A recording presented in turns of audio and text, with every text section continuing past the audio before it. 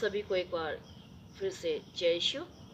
मैं आप सभी का स्पिरिचुअल फेलोशिप चैनल में स्वागत करती हूँ और परमेश्वर का धन्यवाद देना चाहती हूँ कि एक बार फिर से आप सभी से मिलने का मौका दिया और आप फिर से परमेश्वर के वचन से कुछ सीखने का मौका दिया। हालेलुया। तो जैसा कि हमने पिछली वीडियो में देखा था घमंड के विषय में, घमंड क्या है और घमंड के प्रकार का होता है, और हमने देखा था घमंड दो प्रकार के होते हैं, जायज घमंड और पापी घमंड। और हमने पहले उसमें देखा था कि जायज घमंड कौन सा होता है, और उसमें हमने देखा था कि जो जायज घमंड है वो तीन प्रकार से होता है। वो हमें इस बात पे घमंड करने की आवश्यकता है कि हम परमेश्वर को जानते हैं। हम इस बात की घमंड करने की आवश्यकता है कि हम प्रभु यीशु मसीह के क्रूस को जानते हैं, और हम इस बात के पर घमंड करने की आवश्यकता है कि परमेश्वर की जो कलीसिया है वो क्या परमेश्वर के भय में आगे बढ़ रही है। इस बात पे हमें घमंड करने की आवश्यकता है। और आज जो हम देखेंगे वो देखेंगे सिनफुल घमंड या पापी घमंड कौन सा है, जो संसारिक घमंड कौन सा है, जो संसार में मनुष्य घमंड करता है। वो यदि हम देखें वो है, और उस घमंडी की विशेषताएं क्या होती है, उस घमंडी व्यक्ति की विशेषताएं क्या होती हैं।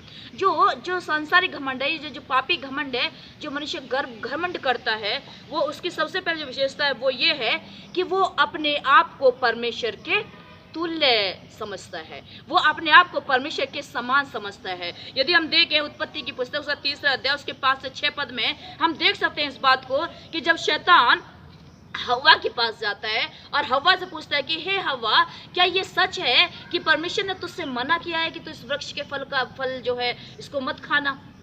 तो हव्वा से कहते कि नहीं हम इसको खा सकते हैं, परंतु हम सारे फल खा सकते हैं, परंतु जो वृक्ष बीच लगा हुआ है बगीचे के उसको नहीं खा सकते हैं क्योंकि हम मर जाएंगे। तो शैतान उसको कहता है कि नहीं, तुम कदापि नहीं मरोगे, परंतु जब तुम इसको खाओगे तो तुम परमेश्वर के तुल्य हो जाओगे। और उसमें यदि हम आगे देखें उसमें 6 पद में, तो जब उसने देखा हव्वा ने कि फल बहुत ही सुंदर है, देखने में मन भावना है और कहते बुद्धि देने के योग्य है, तो उसने क्या किया, उस फल को तोड़ा और खाया और अपने पति को भी दिया। हव्वा ने सोचा कि शैतान बहुत अच्छा बोल रहा है, सही बोल रहा है, यदि मैं इसको खा लूँ तो मैं क्या हो जाऊंगी, परमेश्वर के तुल्य हो जाऊँ, उसके समान हो जाऊंगी। कई बार हम लोग भी क्या करते हैं, वैसा ही कार्य करते हैं। हम लोग क्या घमंड करने, जब परमेश्वर में आ जाते हैं, प्रभु यीशु मसीह में आ जाते हैं, हम अपनी बातों पर अपने कार्य पे घमंड करने लगते हैं और हम अपने आप को परमेश्वर के तुल्य समझने लगते हैं। यदि परमेश्वर ने हमें अपने कार्य के लिए इस्तेमाल कर लिया है, यदि हमारे जीवनों द्वारा कुछ आश्चर्य कर्म होना शुरू हो जाते हैं, तो हम क्या सोचते हैं, हम तो परमेश्वर के समान हो गए हैं, हम परमेश्वर के तुल्य हो गए हैं। और हम इस बात पे क्या है, घमंड कोई इस बात दर्शाता है और इस बात पे घमंड करना शुरू कर देते हैं, जो हमें नहीं करना चाहिए। और यही है पापी घमंड। ये क्या, ये सिंफुल प्राइड है, सिंफुल प्राइड है, जो मनुष्य क्या है करता है, जो उचित नहीं है। और क्या करते ये सब, ये पहला चिन्ह हमें देखने को मिलता है कि मनुष्य क्या करता है, जिस पर घमंड आता है तो वो क्या करता है, अपने आप को कुछ ना होते हुए भी परमेश्वर के समान समझने की भूल कर जाता है, परमेश्वर के समान समझने लगता है कि मैं तो परमेश्वर के तुल्य बन गया हूँ। और दूसरा वो है, वो अपने आप को दूसरों से बेहतर समझने लगता है। दूसरा जो घमंड है वो अपने आप को परमेश्वर से बेहतर समझने लगता है। यदि हम देखें लूका सुसमाचार उसका 18 अध्याय उसके 10 से 12 पद में हम देख सकते हैं, ये घटना है उस फरीसी की और एक चुंगी लेने वाले व्यक्ति की। जब फरीसी और वो चुंगी जो व्यक्ति क्या हुआ, दोनों मंदिर में प्रार्थना करने गए, और फरीसी ने क्या कहा, फरीसी ने अंदर जा करके और अपना सर उठा करके और परमेश्वर से कहा, हे परमेश्वर, मैं तेरा धन्यवाद करता हूँ कि मैं दूसरों के समान नहीं हूँ, दूसरों के समान अंधेर करने वाला नहीं हूँ, परंतु मैं सप्ताह में 2 बार उपवास करता हूँ और अपनी कमाई का सारा 10वां अंश देता हूँ। अपनी घमंड करना, अपने आप में दूसरों को तुच्छ समझना, अपने आप को दूसरों से बेहतर करना, जैसे कि इस फरीसी ने किया था, अपने आप को उसने दूसरों से बेहतर समझा। बेचारा चुंगी लेने वाले को समझा कि ये तो पापी है, ये कुछ कर नहीं सकता है, ये कुछ नहीं जानता है, ये तो अंधेर करता है, और अपने आप को क्या है, अपने आप को बहुत ही ज्यादा पवित्र, अपने आप को बहुत ही गुणकारी समझने लगा, बहुत धर्मी अपने आप को सिद्ध करने लगा वो व्यक्ति। वैसे ही ये क्या है, ये घमंड को दर्शाता है। जबकि हम देखें उस पापी, उस चुंगी लेने वाले को, वो जाता है, उसने अपने वो परमेश्वर, वो अंदर जाने की हिम्मत नहीं करता, नहीं परमेश्वर के ऊपर आगे मुंह उठाता है ना अपना सर उठाता है, परंतु दूर से कहता है कि हे परमेश्वर, मैं पापी मनुष्य हूँ, मुझ पर दया कर। मनुष्य का ये दूसरा घमंड है, ये दूसरी पहचान है, ये विशेषता है कि जब सिंफुल घमंड हमारे अंदर आता है तो हम अब अपने दूसरे साथी को, अपने एक दूसरे को हम क्या है, क्या करते हैं, अपने से नीचा समझते हैं, अपने आप को दूसरों से बेहतर हम लोग समझना शुरू कर देते हैं। और ये है दूसरा घमंड जो विशेषकर मनुष्य के अंदर अक्सर आ ही जाता है। और यदि हम देखें तीसरा घमंड ये है कि हम अपने वंशजों पर क्या करने लगते हैं, घमंड करने लगते हैं, अपने आप को सोचने लगते हैं कि हम लोग क्या हैं, हम तो पुराने ईसाई हैं। इस बात पर हम क्या करते हैं, घमंड करते हैं, हम पुराने ईसाई हैं। अरे हम तो क्या करते हैं, हम हमारे परदादा ईसाई थे, हमारे दादा परदादा सब क्या थे, ईसाई थे, सब परमेश्वर के मानने वाले थे, प्रभु यीशु मसीह को मानने वाले थे। इस बात पे क्या करने लगते हैं, हम लोग घमंड करने लगते हैं, हम तो ईसाई हैं। अरे अब हमें चर्च जाने की क्या जरूरत है, हम तो ईसाई हैं। अब हमें परमेश्वर को अब धन्यवाद देने की क्या जरूरत है, हम तो ईसाई हैं। हमारा तो ऐसे उद्धार हो जाएगा, हम तो ऐसे स्वर्ग में चले जाएंगे। इन सब बातों पे क्या करते हैं, हम घमंड करते हैं अपने आप को। क्या बता, जैसे कि हम देखें यूहन्ना रचित सुसमाचार उसका 8वां अध्याय उसका 33 में लिखा है, और उन्होंने उसको उत्तर दिया कि हम तो अब्राहम के वंश के हैं और हम तो कभी किसी गुलाम नहीं हुए हैं। यदि उससे पहले देखें, यदि हम, तो वहां पर क्या होता है, यूहन्ना कहता है कि और तुम सत्य को जानोगे, सत्य तुम्हें स्वतंत्र कर देगा। तो फरीसी सदूकी क्या सोचते हैं कि अरे हम किस बात से स्वतंत्र होंगे, अरे हम तो अब्राहम के वंश के हैं, हम तो ऑलरेडी स्वतंत्र हैं, हमने तो कोई पाप किया ही नहीं है, हम तो कभी किसी के गुलाम ही नहीं हुए, हम तो पाप के गुलाम ही नहीं है, हमें स्वतंत्र होने की आवश्यकता नहीं है।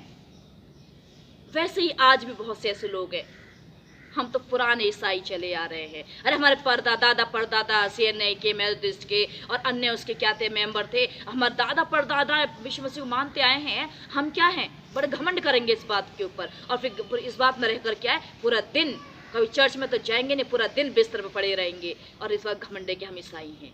उनके जीवन नहीं बदलते, उनकी आदतें नहीं बदलती, उनका व्यवहार नहीं बदलता है, और क्या है, घमंड कर रहे हैं, हम पुराने ईसाई हैं।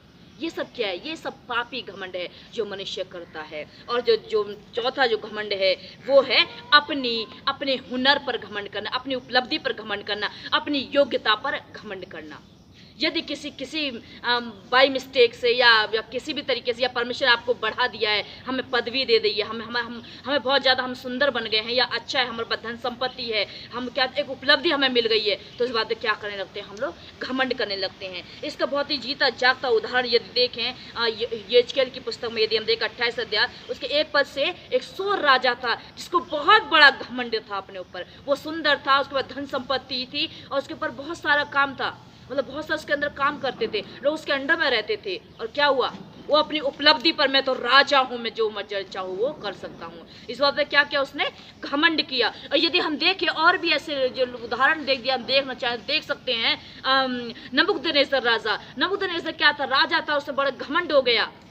क्या आप जानते हैं उस घमंड का क्या हुआ, उसका निष्कर्ष क्या निकला, उसको उतारना मिली, उतारना ये थी कि परमेश्वर ने कहा कि ये बहुत घमंड कर रहा है, क्या कर, इसको बता, डैनियल के द्वारा इसको बता कि ये क्या होगा, ये मनुष्य में से निकाला जाएगा और बैलों के समान घास चरेगा, बैलों के समान।